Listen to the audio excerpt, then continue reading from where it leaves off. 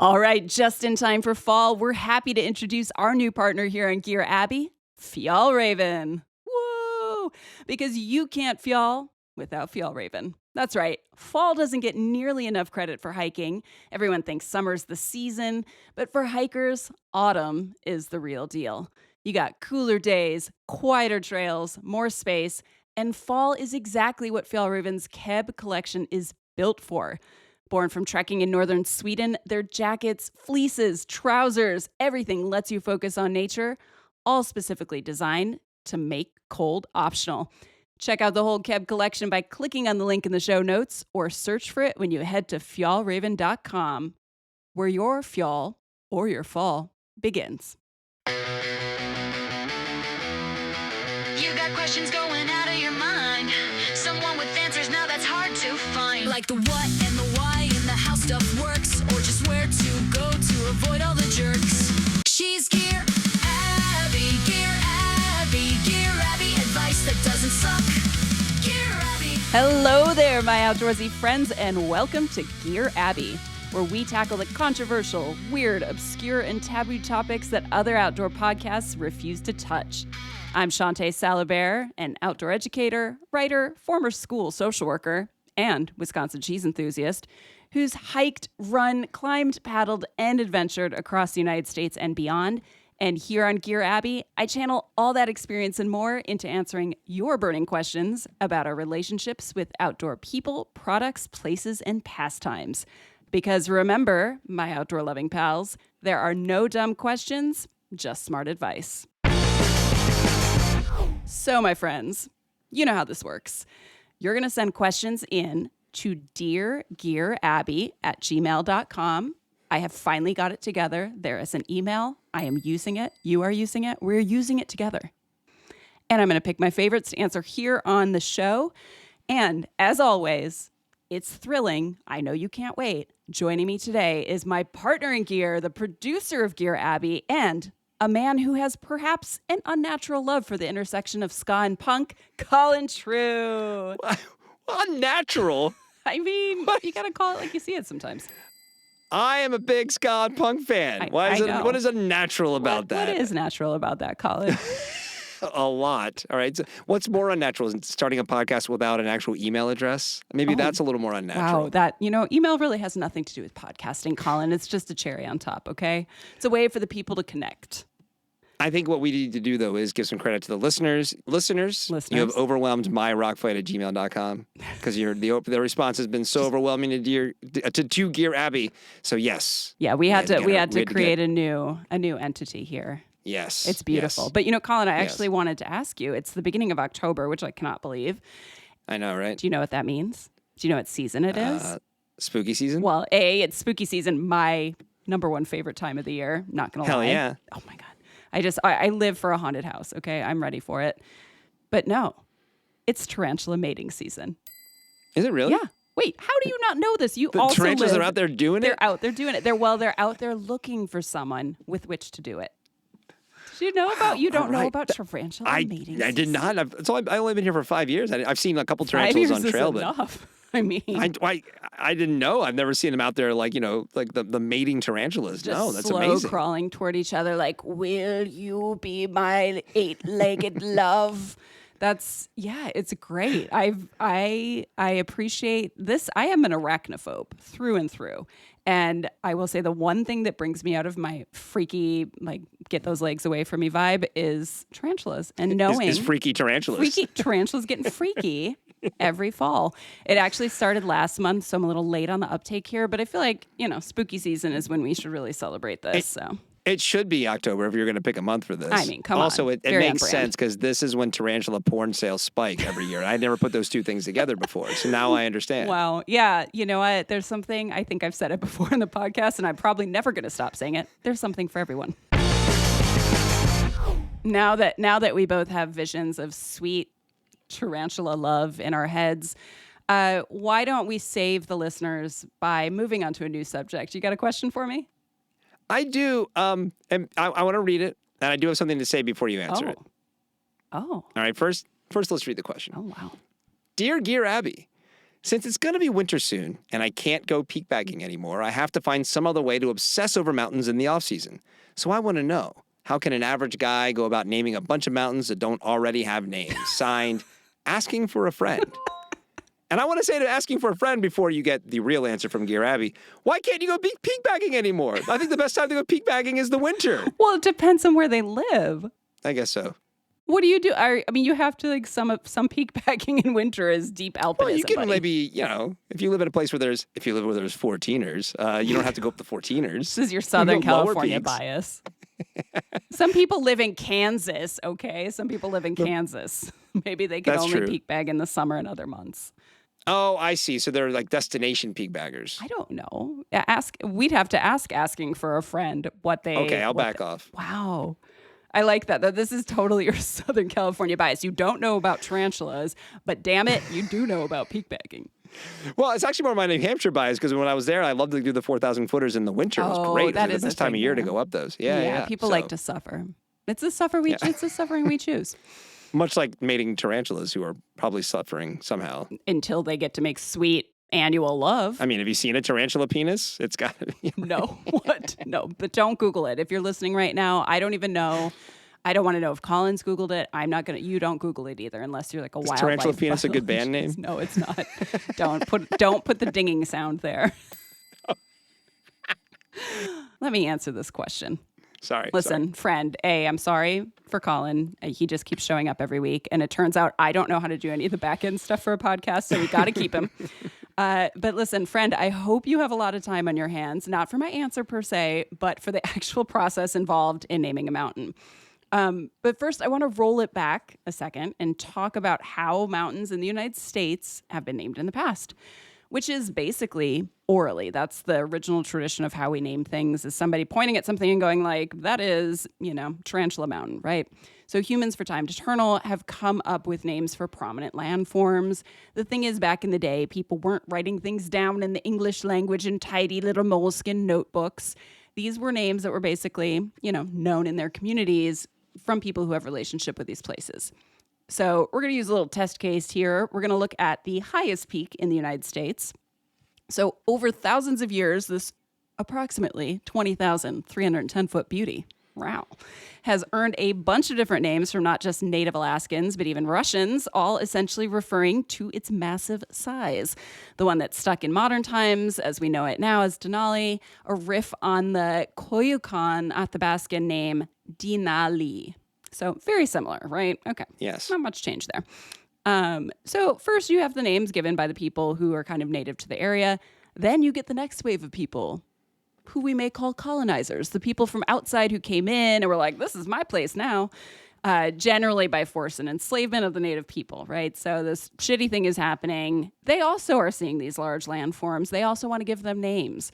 So in Denali's case, this phase in its naming kind of happened when a prospector named Frank Densmore saw it and just started waxing poetic to anybody who would listen to him yapping about it.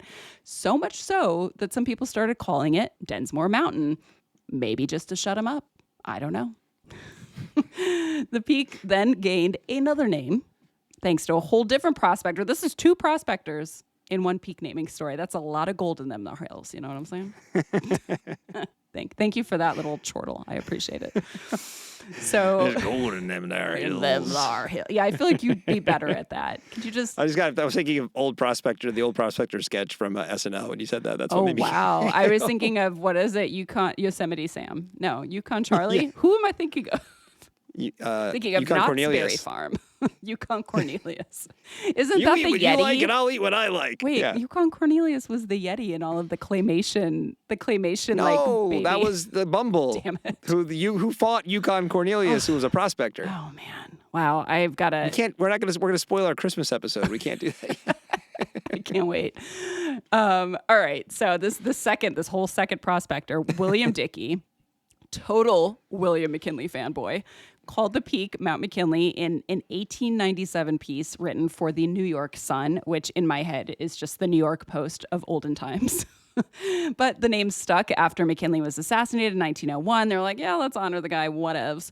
And despite the state of Alaska asking the federal government to change the name back to Denali way back in 1975, that actually wasn't made official until 2015. And if you are paying attention, you may have noticed that there is, of course, a fresh battle royale between the current occupant of the White House and the whole state of Alaska and many other people after the name was switched back to McKinley by an executive order earlier this year.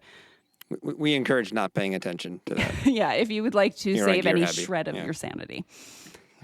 But so to get to Friend's question, how do you actually name a peak in the year 2025 and beyond? Well, as it turns out, that involves a masochistic desire to wade through a spider's web, a tarantula's web, maybe, of red tape. So here's the deal. Colin, are you ready? I'm ready. I don't know any of this, honestly. This is all education for me, too. I'm here for it. You take I thought notes. we were talking more about peak bagging. We're here to learn about naming a... You wish. We're never talking about it until you calm down. We're unbagging every peak until you calm down.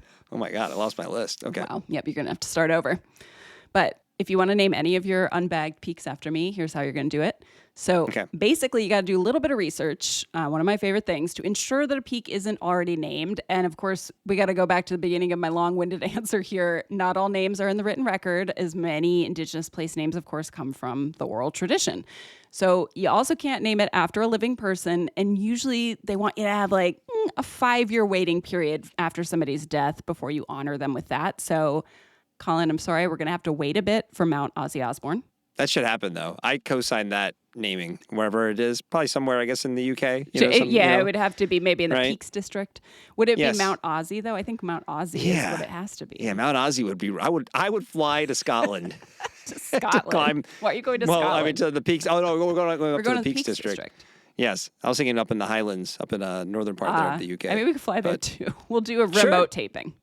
Yeah. We'll talk that'd be Osborne, Glenn Osborne. Oh, there's so many Osbornes, I'm sure. We could find them all. Yes. We got time. But, all right. So you also want to make sure the name isn't already present on another feature in the area, which they apparently have not paid attention to in the Sierra because there's a lot of double named things. And then finally, you got to make sure your chosen name isn't, sexist, homophobic, racist, derogatory, offensive, harmful in any other way. Again, I don't know with this current administration if the rules have been laxed, but let's just try not to do that anymore, guys. Then it's paperwork time, baby. That's right. You got to petition the federal government. Doesn't that sound exciting? Via the U.S. Board on Geographic Names, which is part of the Department of the Interior. So it's its own thing. These are the people who come up with the names that are on maps. They say yay or nay. They figure, all these names on federal websites, on paperwork, everything, official literature. It's the U.S. Board on Geographic Names. And for them to even give your idea a passing glance, you want to really drive home why you think this specific place deserves this specific name. So it might mean reaching out to local tribes, visiting, doing research in libraries, museums, historical societies, finding proof of colloquial, like that kind of everyday use of a name, and even asking people to write letters of support. So it's basically a butt ton of work. And before you get too excited, it's probably not going to be a very compelling case for you to suggest naming the local hill that you run up every day before work, asking for a friend mountain. Not going to happen. But Gear Abbey Peak could be. Yeah. I mean, after all, there are not nearly enough landforms named for women. But honestly, are there any? There are. I hope so. I wrote a piece for Alpinist once, actually, on Mount Florence in Yosemite, which is named for not just a woman, a little girl. She was the daughter of James Hutchings, who was the first concessionaire in the park. And by concessionaire, we mean like horrible person who went in and was like, I'm going to make money in this valley. Screw the people who live here. But Florence seemed cool as shit. So it was fun to research that. In general, though, I mean, Colin, what do you think? I think for me, we just shouldn't name people things after specific people anyway. Like, let's just not do that anymore. We are all, there's like everyone's got skeletons in their closet, I agree. I think at this point, like, if you're going to play by the rules, you probably should find people who do have shady history and skeletons in their closets to name the mountains after, because that's basically what was happening back in the day. It's at this point, why do we care so much? I mean, if it really is at this point, probably all the mountains that get climbed the most probably have names. If there's something that's unnamed, like, let it be cool and leave it unnamed. All right, Colin. Now that so we've got spiders, we've got peaks. Although I've removed the joy of peak bagging from you. What else? I feel like we got some special sauce in the mix this week. We do. I got a really good one here. I think it's going to be on one of your favorite topics. Is it about poop? There's a little poo involved. Yes. Gear Abby. Great. I think you're going to be pretty excited about this one. But a couple of episodes ago, we talked about the horny salmon, and now we have the mating tarantulas. I forgot about trying to set the hierarchy for the banging wildlife here on Gear Abby. Man, listen, hey, it's deargearabby@gmail.com. I want your burning questions about banging wildlife making sweet weekly love, like Flight of the Conchords. I did once see 2 cheetahs making love, and it was one of the most intense things. I was in the Serengeti, which is where you see these things. We'll get into that some other time. But I want to know what potentially poop-related question you have for me now. Okay, here we go. Dear Gear Abby, I've gotten into thru-hiking.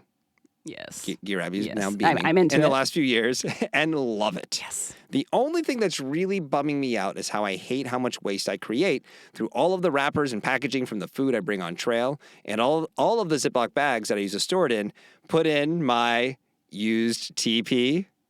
Okay. Oh, that's the poop mention. Okay. There it is. Yeah. All right. I'll take it. It's not much. I know you're a long distance hiker too, so you understand that it's a hard trade-off between keeping your pack weight light and giving a shit about the environment.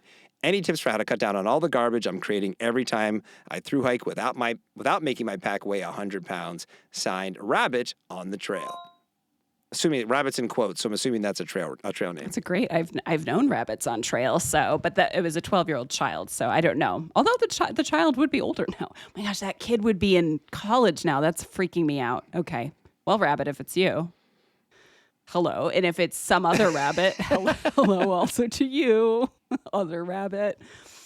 This is a great question. I do, in fact, love thru-hiking. You are correct, and I also give a shit about the environment. Magic. I also feel like a one-woman garbage machine on long backpacking trips, and not just because I'm usually eating my body weight in Fritos and Swedish fish, although that is a large contributor. I'll be 900% honest in that this question is one I've actually asked myself more than once. I think we're going to pull in. Are you ready? We're pulling in a heavy hitter here. Oh my God. Yeah. It's time happening? for our very first guest. It's going to be Kristin Hostetter, an outdoor journalist, author, backpacker, who is, I think, to put it mildly, borderline obsessed with sustainability. Yeah. That's mildly, yes. Eco freak. And I'm going to give you some quick bona fides so you can trust whatever she's about to say. She co-founded the Plastic Impact Alliance, which is a collaboration with over 350 outdoor brands, throwing the middle finger to single-use plastic, which I truly appreciate. She was named Sustainability Champion of the Year by Outdoor Media Summit. And she spent 5 years working at Outside Interactive Inc. As their head of sustainability. Plus, when she was still at Outside Business Journal, which used to be known as Snooze, she gave me one of the coolest assignments ever when I got to write about the absolutely bananas zero waste program at Pack Rat Outdoor Center in Fayetteville, Arkansas, one of the best outdoor shops in the country, in my opinion. So, Kristin, I'm so stoked. Thank you, and welcome to Gear Abby. Thanks, Shawnté. Gosh, I'm so glad you mentioned that assignment because I forgot about that, but that was a good one. You crushed it. So, all right, Kristin, bringing you in, you are, I consider you to be a sustainability expert, and you're a backpacker like us. So what is your advice for our pal Rabbit here on how they can stop being such a trash monster on thru hikes? Yeah, it's a tough one, right? Because in some ways, there's no getting around it. Like, we need our packaging to be lightweight, and we need to have it packaged in the proper way so it maintains its freshness, it doesn't get wet, all this stuff. So packaging's a really big deal. I will start by saying that I gave up prepackaged like energy bars a long time ago. Like, if I never eat another Cliff Bar or Luna Bar or whatever in my life, I will be thrilled, because I just get really tired of them. I don't like the way they taste. I don't like the way they make me feel. And I just swore them off a long time ago. And so when I'm doing a long hike, and in full disclosure, I have not hiked one of the big three here in the US, but I do a lot of long distance hiking around the world. And when I do that, I do two things. I like to buy my stuff in bulk and package it in, no surprise, the stasher bags, or here's an off-brand one that I bought on Amazon. And I have a million of these things, and I repackage them from the bulk store and make my own snacks, and I bring them. But I also, when I travel, I love to sample the local snacks, particularly internationally. And I'll give you one really fun example. I just got back from Norway, and my son and I were in a grocery store, and he's a big Oreo fan. And he said, I'm going to take a chance and buy these off-brand Oreos. These things are called ballerinas, and we thought they were going to be gross. They are the most delicious cookie ever. And they beat Oreo by $1 million. And by the way, I looked at the ingredients, and if you ever look at the ingredients on Oreos, there's like 1,000 of them. Yes. There's not. These are so much simpler and more pure, as with many things in Europe. And so not only did we, get to sample the local snacks, but, they come in these little sleeves. A lot of cookies in Europe come in these little sleeves. And so packaging was minimum. My point is, bring, your bulk stuff from home, and then, grab some add-ons in the local stores, support the local economy and try the new stuff. And so that's like something that just happened really recently. I think, there really is no silver bullet. Like, I think backpackers rely on these bags and these containers, and I think we always will. But those are just some ways to minimize them. Another thing that I've been doing lately is, and I started this when I hiked the Camino a couple months ago, is I started bringing a sandwich container on every trip. Like a Tupperware. You got like a flat square Tupperware. I've eliminated plastic from my kitchen, but I save this for backpacking, and I'm on the hunt actually for like a lightweight aluminum one because I do want to get rid of plastic. But this thing comes in handy so much on the trail because I use it for a bowl, but I also, like, if you buy a sandwich at a trail town or whatever, and you don't eat it all, which is normal for me, you pack it in here, leftovers. Like, I just pop this in my pack. And I end up using it all the time, or I use it to make trail mix and local trail mix when I find stuff that I want to mix up, while I'm on a trip. So those are things that I bring in my pack. I try to avoid prepackaged. I don't buy like the Alpine Air, the Mountain House, that stuff anymore. I actually make my own dehydrated meals, and they're awesome. And I'm a huge fan of Andrew Skirka. Do you know Andrew Skirka? Oh, of course. Are you come on, the pinto beans, the beans and rice? Oh, that's our favorite, the Frito beans and rice. Yes. And so I dehydrate those and I package them. And he's got like 3 or 4 meals that are just like my go-tos over and over and over again. So I dehydrate them and I make them in bulk and I package them into, containers like this. So they're ready to go. And it does cut down. A stasher or something. Yeah, and it does cut down on packaging. The one thing that Rabbit mentioned that I think is totally unavoidable is the TP bag, right? Like, you're not going to put your used TP in a bag that you have to take home and wash out. What I do for that is I always bring like a big bread bag. Like, I buy big loaves, rounds of bread from local bakeries, and I save those. And I use those. I bring one of those on a backpacking trip, and that becomes my trash bag. So I'm not using a new Ziploc, right? I haven't bought Ziplocs. I shit you not, I have not bought Ziploc bags in over 5 years because I reuse the bags that I do have to buy. And then once in a while, I take some home from my mother when she gives me leftovers. So I do have a couple Ziplocs in circulation, but I haven't bought them. What are you, like, I'm a big bidet user. I feel like that has helped me just completely transform my, poop waste on the trail. So. Oh, you use a bidet on the trail? I love it. Oh my God. I have gone over to the dark side. It is actually the light side. It's beautiful. All right, we have to talk about that on a separate issue. I wrote a whole article about in-home bidets, and I have 2 in my house here. I'm like huge fan of them here, but I have not done the trail bidet yet. I want to learn more. Gosh. Well, so the other thing I think about is, so we've got food, food packaging waste is obviously a big thing. What do you think about, like, a friend of mine, I was at her house recently and she had this plastic bucket on her porch and it was from a company called Ridwell. She pays like a monthly subscription and they pick up all these. She was showing me there's 2 different kinds of plastic they'll pick up, things like that. Then I looked into it. I was like, holy shit, that's very expensive for your everyday person. But are there options? Like, let's say people just cannot get away from their delicious Snickers bar breakfast. Are there options for recycling those wrappers that you can't put in, your home trash or your home recycling, I should say? Yeah, I mean, Ridwell is one example. TerraCycle is another example. They are super expensive. I don't feel like they're accessible to most people, including me. There's some controversy around them too. Like, if you Google sort of about the transparency of what they actually do, like, they claim to be able to break down everything. And there's some questions about that, like what they are actually able to recycle, and how they are actually breaking down, because if you buy a bag of chips, for instance, that's multiple layers there. And so before that can be recycled, it has to be taken apart. Very laborious. Yeah. So I'm not trying to throw shade because I don't know the full answers, but there is controversy around it.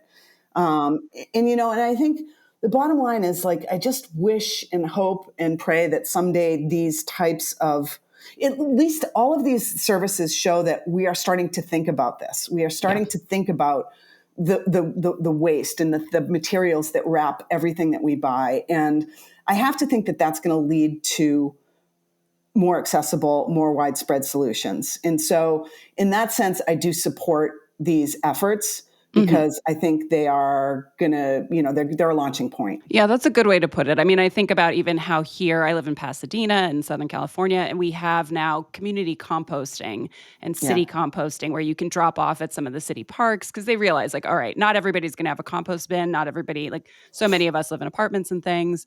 So it is like a sign of progress, I suppose. That's true. At least there are some options. I mean, I know the Ridwell, my friend told me that some of them, you can do like the 2-ply, the multi-layer plastic or whatever. But yeah, I guess there's probably still a ways to go in true transparency as far as how much it does. But okay, like one final question for you, because then I think about something a little bit more big picture. And, do you think, when we think about all the things we do, and I think there are plenty of environmentally conscious hikers like Rabbit who are like, man, am I doing the right thing by being out there? Like, do you think through hiking has an outsized environmental impact compared to, say, going about your daily life at home for several weeks? Should backpackers feel like there is a real big ethical dilemma in going on a through hike from a sustainability standpoint? Oh my God. That is such an easy answer for me. It's like, no, absolutely not. Get outside and do those hikes. I mean, that is what keeps us going. It's healthy. It's appreciating, enjoying, and becoming stewards of our natural environments. Absolutely not. I guarantee that if you spend a day at home, or in your office, your environmental footprint is far larger than a day on the trail. And I would never, ever pin or use, the sustainability sort of dilemma as a reason to not go on a long walking trip. Absolutely not. Well, right on, Kristin. I'm glad. Thanks. Yes, exactly. I'm with you. 110% agreed. Thank you so much for joining me and helping me answer Rabbit's question. And Rabbit, a few more things that I just think about is I think about how, gear, we should be repairing our gear. I know there's a lot of great repair, like a lot of brands now you can send your gear out and they'll send it back. I just got my backpack from Six Moon Designs. It had ripped right down the side. They repaired it for free, which is amazing. Big Agnes has done repairs for me. You've got independent, sewists and other people who will do this. So Google how to repair your gear, learn how to do it yourself, right? Shameless plug. I've written 2 books on gear repair. And I just want to say that also, I love this question because I think when people start thinking about these issues, something so small like my energy bar wrappers and whatever, it's such a jumping off point. When you start thinking about one thing, you start thinking about other things in your life, and you start thinking about how to be more sustainable on a daily basis, on the trail, off the trail. Little actions lead to big actions. They lead to lifestyle changes. And that's really important. And it's also really fun and inspiring and empowering when people start to think this way. So I'm really glad. And thank you so much for bringing this topic to light. Kristin, thank you so much for joining us today, and keep on fighting the good fight. And keep My hiking. pleasure. Thank you so much. Oh man, Kristin is awesome. I'm so glad she got to jump in today. We got to have her back. Yeah, legend, absolute legend. Truly, truly. But now it's back to me. All of the pressure. I've got to answer this alone. I hope you give me a good one. What's next on the agenda? Okay, this is a very exciting episode. We're on episode 6. Yes. And not only do we have our first guest, we have our first repeat question from a listener. Oh, wait. What do you mean repeat? Like we're just answering the same question again? Yes. Do it better this time. We ran out. We're running it back. The first time sucked. Do it again. No, sorry. Repeat writer-inner. We have Prodigy is back from episode 1? Was yeah. episode 1? One of the early, 1 or 2. That's right. Prodigy. And I think their original question was about, it was like biodegradable soap, which was a really great question. Well, Prodigy is very interested in Leave No Trace because this email from Prodigy is, Dear Gear Abby, is using TP and burying it actually leave no trace? Oh. Signed, Prodigy. Prodigy, you and Kristin should get to know each other. Actually, Kristin, come back. Yeah, or is Prodigy's hanging outside of like Leave No Trace's office, like waiting to be like, gotcha. Prodigy's an LNT plant. It's like somebody from the org is like, just keep sending them questions.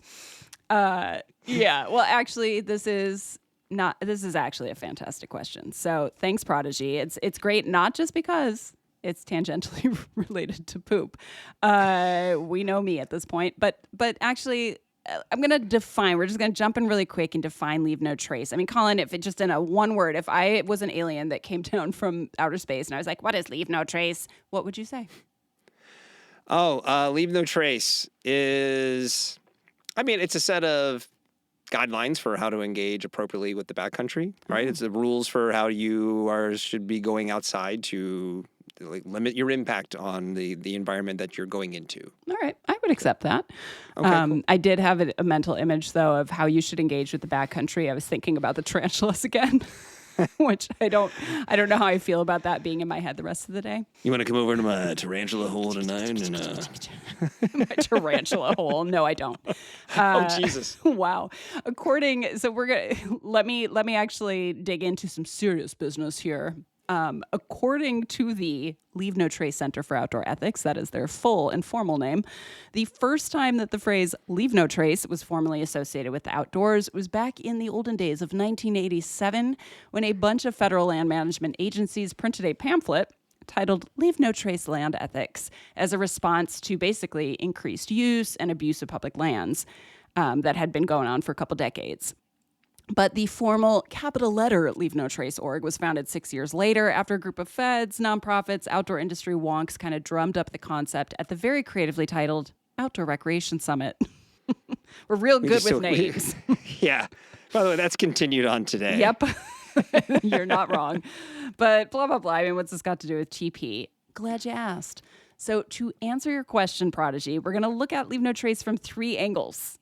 Let's call them formal, revised, and the personal ethics angle is what I'd say. So Cliff Notes history lesson I gave a minute ago kind of marks the formalization of the idea of leave no trace. So we humans should leave places exactly as we find them. The whole take only photographs, leave only footprints business. And the organization was founded in 1994, created a list known as the 7 Principles of Leave No Trace. And the third one, dispose of waste properly, addresses your question, Prodigy. So the word waste is doing some heavy lifting here. It actually refers to general garbage and food scraps, which the organization says you should pack out. And my favorite topic, poop. So their guidance is simple. Dig a 6 to 8 inch cat hole at least 200 feet. So we're getting into some math here, spatial awareness as well. 200 feet from all water sources, trails, and campsites. Then you're going to drop your load. Then you're going to pack out your TP if you haven't yet hopped on the bidet train.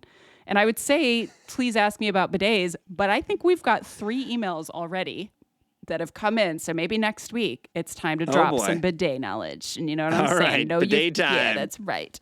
Dropping the trout, dropping the knowledge. But so if I was a lazy podcaster, I might just say, Prodigy, there you go.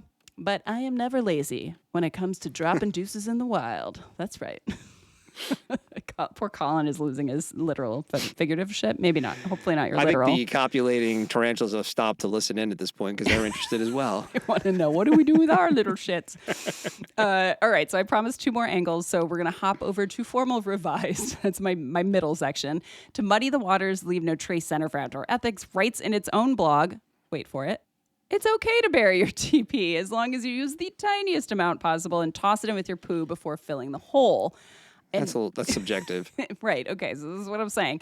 Do not just toss a rock over the whole mess and call it a day. Please, but just bury it like a body. Okay. We do not want to turn over rocks and continue finding petrified turds. That is one of my least favorite things. But these absolute hypocrites cited a pilot study that showed absolutely no trace of TP in an 8-inch cat hole a year after its burial. So you're like, wow, okay. If you're going to roll with this leave no trace reversal of fate, remember that toilet paper will not easily disintegrate in dry environments, which is where you and I live, Colin. Yes. Yeah. So very, very dry. If you were like me and you live in a very old house, 110 years old, with pipes made out of corroded whispers and dreams, you are going to have toilet paper sometimes in your yard. And let me tell you, I have petrified toilet paper over there right now that my landlord still needs to clean. So. Also, I'm trying to picture the poor intern that had to go poop in a hole and then go out a year later to dig it up. What do you mean poor intern? No toilet paper here. Maybe they were delighted by this task. You don't know. Maybe it was me. God, I hope they asked me to poop in a hole in this job. Oh, it's all I've ever wanted. Listen, I'm good at it. Let me go. I don't know. But the point being, in these drier environments, the stuff's just going to get mummified. Okay. It's going to get unearthed the next time somebody wants to take a dump behind that one perfect trail bush that we all see from the trail that we're like, that's the one I'm pooping behind because it gives me just enough cover. So one thing you can do if you're going to do this to speed up the decomposition is to give it the old dirt nap treatment and create the most disgusting soup on earth by dumping some water into the hole on top of your turds and the TP that I still think you shouldn't put in there. And then you stir it all up with a stick before burying it. I think this is going to be our last poop question for a while. Not if we talk about bidets next week. Damn it. Yeah, I mean, you do you. I would not do this before dinner. Let's be frank. I don't like this method. I have tried it before, and it just creeps me out in a deep way. So I think at the end of the day, we're going to come to that third thing here, which is personal ethics, and this is where I land. So principle number 3 here in the LNT world is not a law, but it's a recommendation. So that means nobody's going to fine you or arrest you for tossing your Charmin in with your cat hole after a relaxing number 2. So deciding whether or not to leave a trace, in this case, some dirty 2-ply, is a personal decision. I think there is a lot of gray area when we talk about leave no trace. So humans have always coexisted with nature. We, like the animals around us, leave natural traces of our existence. And, poop is one of these things. People have been pooping outside since the dawn of humanity. But I also think that we've evolved enough. And I mean, that's kind of debatable, but let's just say we've evolved enough to think a bit more deeply about how we want to be in relationship with these places where we hike and bike and paddle and run and climb and camp. So for me, it just doesn't feel great leaving poopy toilet paper behind for animals and other humans to, dig up. It might break down eventually, especially if you live in a wetter area or you make your little poo stew. But that's not going to happen overnight. And, back when I actually used TP on trail, I just carried it out in a Ziploc bag, stored in an outside pocket of my pack. It's, I ended up ultimately swapping out for a bidet because I love that thing. It pulls double duty. No pun intended. Oh, my God. It leaves no trace of toilet paper on the ground and no trace of anything on my ass. So I would call that a win-win. You can also just go wag bag. Well, wag bags, we should talk about that. I'm sure, actually, I think we may have a wag bag question too now. I feel like the thing is, we'll get into that when we do talk about wag bags, but that's like a whole extra step that a lot of people, we have a problem on Mount Whitney, for instance, where wag bags are required in the Whitney zone, where it's, granite, you got a ton of people on there and people aren't using, or they're leaving them on the side of the trail. So wag bags. They're like human dog poop bags? Yes. It's the same problem? It's totally exactly what they are. That's fucked up. I mean, that is because generally speaking, I would say, if you were to make me pick a solution here, I like the wag bag solution. Just wait, you want to carry your poop instead of burying it? If I'm to your point, if I'm backpacking or going through hiking, I think the bidet thing obviously makes a ton of sense, especially the way you described your system with it. But it's just I've used wag bags on Shasta and Rainier, and it's not that big a deal. And if you're only there for a couple of days, it's all sealed up. It's not going to crack open. You stuff it in your pack and you throw it away when you get down. But it's no not big the deal. poop that's leaving it. Like the poop can go. The poop belongs. The poop will do its poop thing in the earth. It's the toilet paper we're talking about. I get it. Just put it in a Ziploc. Why do you need a whole system? You don't need a wag bag that's true. for toilet paper. I'm just saying, but also, we can debate the merits of the bidet versus the wag bag. We'll do that later. And it's gonna be subjective or whatever. But if people are truly leaving their equivalent of a dog poop bag of their own turds on the side of trails, come on, carry your dog poop bag out. What are we doing? Just bury your poop and then carry your TP out. Yeah, it's even less to carry. Carry a trowel. Jesus Christ. Listen, Prodigy, you do you. You can bury your poo, but please don't bury your TP. All right, Colin. You said you were excited about this last question, which makes me a little afraid. What do we have? I think you're going to be in agreement with my point of view on this. Oh. Here we go. Last question. This is the last question of the day, right? Yeah, number 4. Yeah, we're at number 4. We went from number 2 to number 4. Zing. Dear Gear Abby, I feel like I keep seeing people talking about gravel shoes, not for cycling, where I'm used to seeing it, but in running. What the hell is a gravel running shoe? And is it complete bullshit? Signed, keep it simple, stupid. No, I know why you're excited about this. Okay. Okay, Kiss. Can I call you Kiss? Keep it simple, stupid. Kiss. Are the tarantulas kissing? We don't know what they do in their downtime under the cloak of darkness in the spooky season in the desert, making sweet tarantula love. All right. Well, listen, Kiss, great question. Colin's excited. And I actually have a little bit of recent experience here because I was actually on a PR call about maybe 2 months ago now with the people over at Craft Sportswear. And one of the guys on the call described gravel running shoes as essentially the Subaru Crosstrek of running shoes. And I cannot tell you a time when I have better understood a publicist's description of a product. I was like, yes, I have heard what you say. I have ingested it. It is true. And funny enough, I actually own a Subaru Crosstrek. Surprise. Oh, you and my daughter. Oh, really? Yeah. Aw. Great choice. It's a reliable car. I mean, I have convinced myself. So mine is, the color is khaki gray, which seems like a fake color. It just looks like cornflower blue to me, but whatever. I'm not a Pantone namer. Her name is Francesca the Ice Queen, or Frankie for short. Okay. I really do think she's kind of the perfect mix for me right now in my life. I live, in just outside of LA. I have an urban life, but I'm also in the mountains and in the desert all the time. So basically, drive a little bit in the city, drive a little bit in the mountains. She is a crossover Crosstrek. So I think gravel shoes, it's a really good analogy because gravel shoes are meant to be similar, sort of jacks of all trades, master of none. They're crossovers, not unlike a gravel cycling shoe, which you would know more about, I'm sure. But they're designed to work just fine on pavement and just fine on gravel or dirt road or trail. The kind of thing you might pop on if you're running straight from your house to a local trail or something like that, where you're doing mixed, I think of it as like mixed media runs. They've got more grip than a standard road shoe, since you don't want to spend half your run on your ass, but they're not so aggressively luggy that you feel sluggish on pavement. So honestly, Kiss, I have also wondered about the bullshittiness. I'm not a big fan of like fad terms that we're throwing around like just to create more gear in the world. I know I can look at the smile on Colin's face. He cannot wait to jump in. He's just holding it inside, so like right barely holding it inside. It's like I can see the sweat coming out of his pores. It's great. I love this. So this is a good time question, and you're thrilling Colin in the meantime. I am usually either fully on trail or fully on pavement for my runs. So I have a road shoe. I use a Hoka Clifton, and then I have Speed Goats for my trail runs. But I have been actually testing one of Craft's new shoes. It's the Explore. That's XPLOR 2. Dun, dun, dun. I've been taking that one out just on these mixed media runs I like to do, or that I don't normally do, that I'm trying to do. Mm-hmm. And I get the appeal. Okay, hear me out, Colin, because I see. Well, I think I'm going to shock you with where I come in on this, but go ahead. So you're slithering around all weird over there. So we'll see. Maybe you just have to go to the bathroom. I don't know. Pick it up. Pack out your TP if you do. When I first saw these Explore 2s, they got to my house, I flipped them over because I had to see the sole right away, the outsole. And I was like, that looks like a strip of tire tread. And then I realized it kind of was, because the shoe is actually a collaboration with cycling tire maker Vittoria.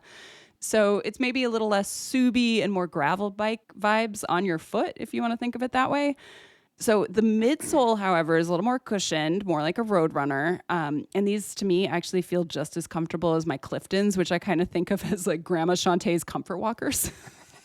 So that's about as fast as I'm going on my runs. Gear Abby coming to you from a mall near you. Right. That's right. Coming like a super mall. I would take these to the Mall of America. Just run Weigh laps. in today with your questions about mall walking. Oh, hell yeah. Someone should do that. So far, though, I will say I have enjoyed the flexibility of it. I feel like I'm not going to fall on my ass any more than I usually would when I take them out on trail. And then I'm not going to wear down the lugs, or at least in theory, wear down the lugs. Like I don't run on pavement with my speed goats because I don't want to, screw up the lugs and have them have to be retired early, essentially. So the only thing, speaking to that point, the only thing I'm not convinced of yet is longevity. I haven't had them long enough to really know. I haven't put enough miles on them. But I think there's a little bit of proof of concept, even though as somebody who is trying to be more minimalist with outdoor gear, I'm kind of salty about possibly adding a third shoe to my rotation. This whole idea that we need an endless quiver of gear is annoying to me and stupid. But I don't know. There's a test case for it. If you're the person who is doing these mixed media, I'm creating a new term. I love that, by the way. Mixed media runs. I love that. Yeah. So, all right, Colin, that's my take on it. Gravel running shoes. What do you think? I think you're going about it the right way. When I first saw it, because the whole more stuff, the whole more stuff thing is where I came in on this of really? Are we adding now another category of run shoes for consumers and retailers or whatever to have to now we have road, now we have trail, now we have gravel. Spacewalking shoes.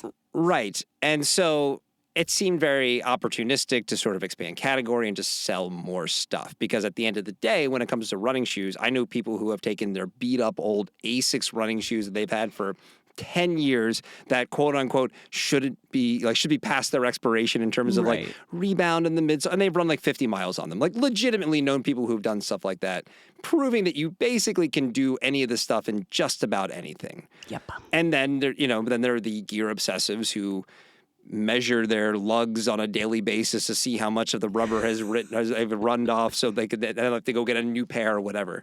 What I do actually like, and I met with the craft folks as well at the Outdoor Market Alliance media event this past summer, and first of all, great looking line. Oh, yeah. Craft hasn't sponsored the segment. Just beautiful shoes. They are beautiful shoes. I definitely would wear them just to wear them. They are nice looking.